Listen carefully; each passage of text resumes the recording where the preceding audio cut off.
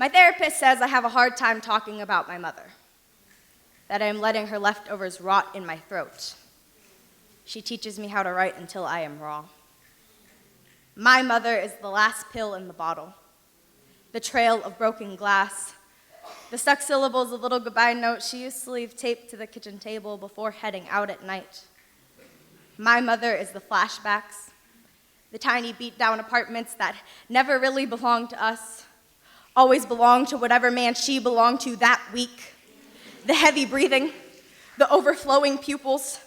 I scribbled my mother's name into the edge of the blade, then wrote the blade into my wrist, sewed the scars into a snapshot of my 9th birthday.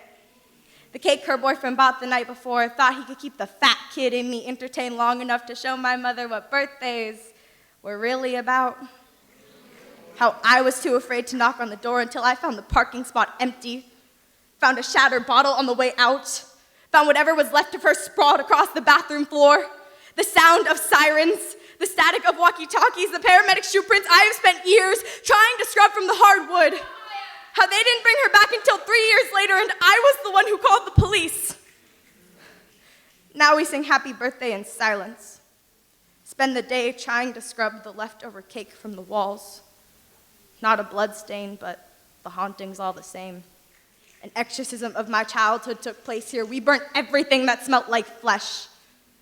The fire went out, so I don't know why I'm still burning.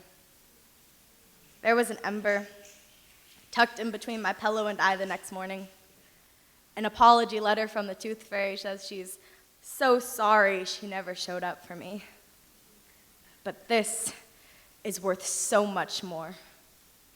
I use the ember to manifest sunlight. I am fresh slates. I am good morning love letters taped to the fridge. I am a flash forward and a home remedy for healing. I am everything my mother never got the chance to be.